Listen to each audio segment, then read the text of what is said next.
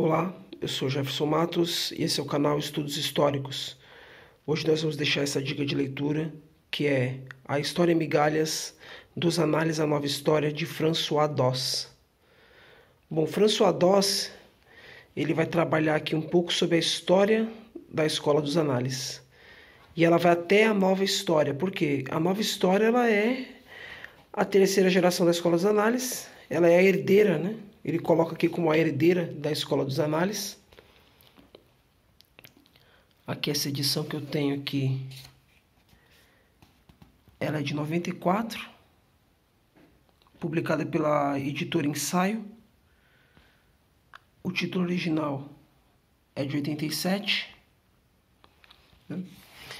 Aqui ele vai trabalhar desde o início da Escola dos Análises, como ele chama de pré-história, como é que ela foi fundada.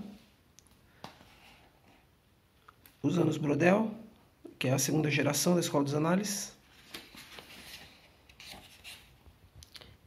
E Uma História em Migalhas, essa aqui é a terceira geração da Escola dos Análises.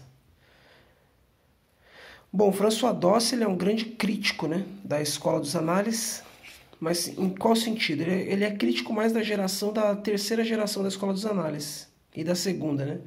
Porque a primeira geração ela é o Marc Bloch e o Lucien Febvre. Eles destacam uma história mais que seria a história vista de baixo. Eles destacam uma história em que os eventos políticos são jogados de lado, porque ele acredita que a história não pode ser contada pelos vencedores, simplesmente, e eles estavam sofrendo um contexto de nazismo, de fascismo, né? Os regimes totalitários. A gente vai ter um vídeo aqui que fala um pouco sobre a primeira e a segunda geração da Escola dos Análises no canal. Então essa questão.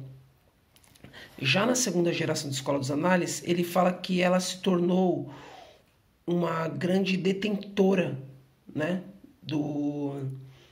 Ela se tornou uma grande detentora do domínio das academias. Então todas as obras historiográficas elas só poderiam ser feitas de acordo com aquilo que tivesse embasado na forma como a Escola dos Análises se propunha a escrever a historiografia.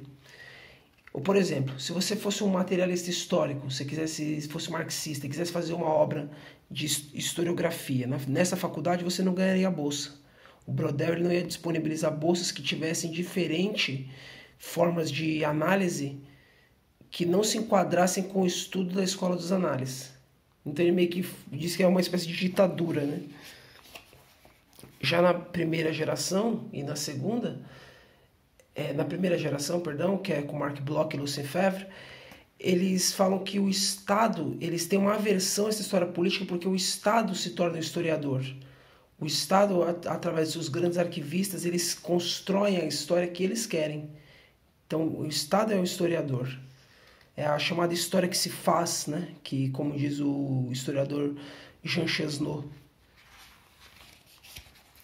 Então, é uma obra muito importante, muito interessante.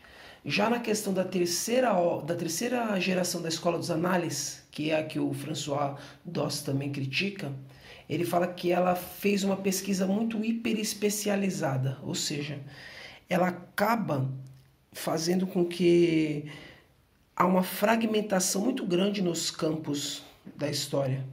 Por exemplo, uma história que seria o campo historiográfico, deveria ser um campo, ou apenas um recorte histórico, ele faz que é um próprio campo mesmo de história. Por exemplo, história da larva, história da privada, eles começam a